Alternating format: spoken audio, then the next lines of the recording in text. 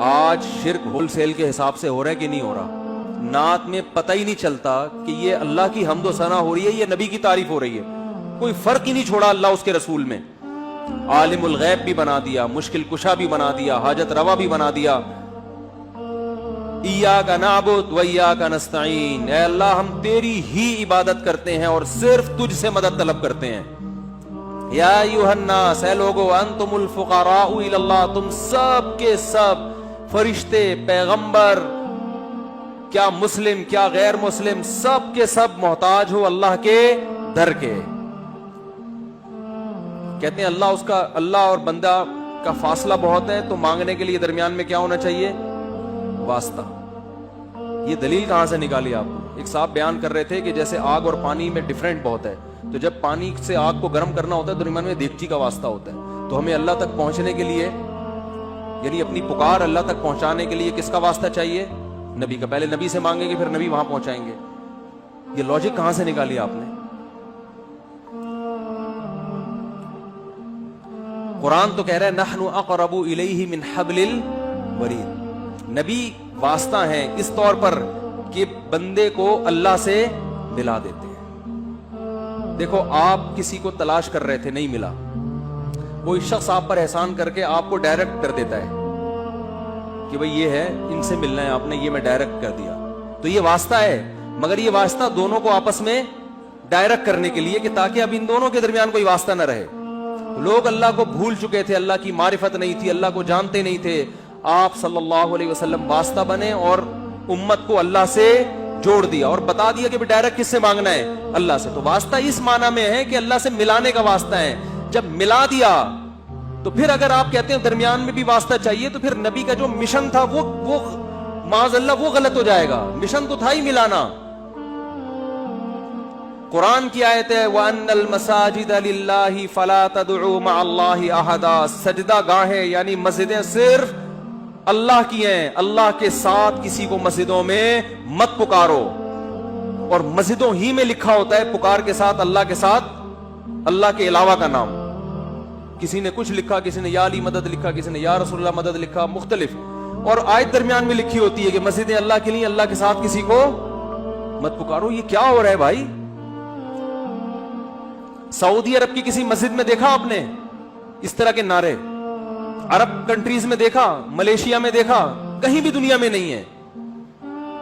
تو میرے بھائی اپنے ایمان کو مضبوط کرو. توحید کے معاملے میں اسلام بہت حساس ہے، بہت حساس ہے. مشرک کی مغفرت نہیں ہوگی. جو اللہ اس کے رسول کا فرق ہے اس کو باقی رکھو. عیسائیوں کی طرح غلو مت کرو کہ انہوں نے عیسیٰ علیہ السلام کو اللہ کا بیٹا بنا دیا. آپ ابھی تک کسی بحث میں الجھے ہوئے کہ نور تھے، بشر تھے. بھائی آپ صلی اللہ علیہ وسلم بشر تھے، انسان تھے، ہدایت کا نور تھے، انسان تھے. آپ کے والد عبداللہ، آپ کی والدہ آمنہ، آپ کی اولاد سید آج تک ہیں. یہ سارے انسان ہیں یا نہیں ہیں؟ آدم علیہ السلام کو اللہ نے مٹی سے بنایا اور آدم علیہ السلام کی اولاد میں کس کو پیدا کیا؟ محمد صلی اللہ علیہ وسلم کو. تو سارے مٹی انسان ہیں. ہاں ہدایت کا نور ہے. قرآن بھی ہدایت کا نور، علماء بھی ہدایت کے چراغ، نبی بھی ہدایت کا نور ہیں. ہدایت کے لحاظ سے آپ روشنی ہیں، قرآن بھی ہے، علماء بھی ہیں. لیکن آپ ماہیت کے لحاظ سے، حقیقت کے لحاظ سے بشر ہیں، انسان ہیں. تمام وہ لوازمات جو انسانوں کے ساتھ ہوتے ہیں آپ کے ساتھ بھی تھے. آپ کو بھوک لگتی تھی، آپ کھانا کھاتے تھے. آپ کو نکاح کی ضرورت محسوس ہوئی، آپ نے نکاح کیا. آپ کو اللہ نے اولاد دی اس سے. آپ بیمار ہوتے تھے، علاج کرتے تھے.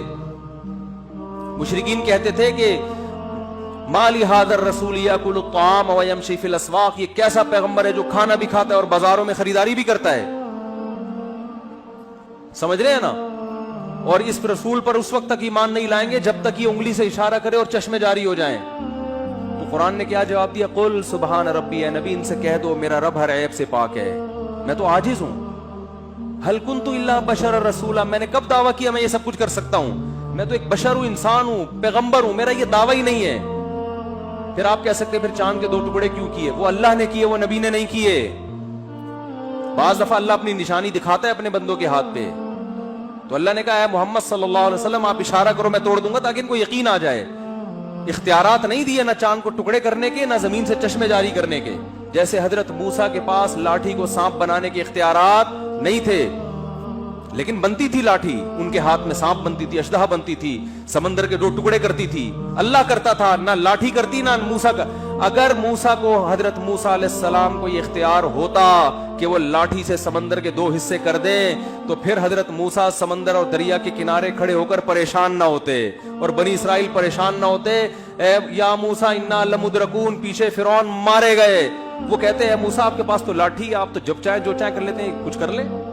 کہنا یار یہ لاٹھی کو تو سانپ بنتے دیکھا ہو, تو کچھ دیکھا نہیں, پتہ نہیں یہ سانپ کیا کرے گا یہاں پہ. اور حضرت موسیٰ بھی پریشان, لیکن کیا فرماتے ہیں, ان معی ربی, میرے ساتھ میرا رب ہے, کچھ نہ کچھ کرے گا وہ. تو لاٹھی کو سے سمندر کو ٹکڑے کرنے کا اختیار ہوتا تو یوں کرتے تھے اسی وقت, اللہ سے تھوڑی پوچھتے. اللہ نے فرمایا ہے موسیٰ اس دریا پہ اس لاٹھی کو مار, بس پھر دیکھ کیا ہوتا ہے.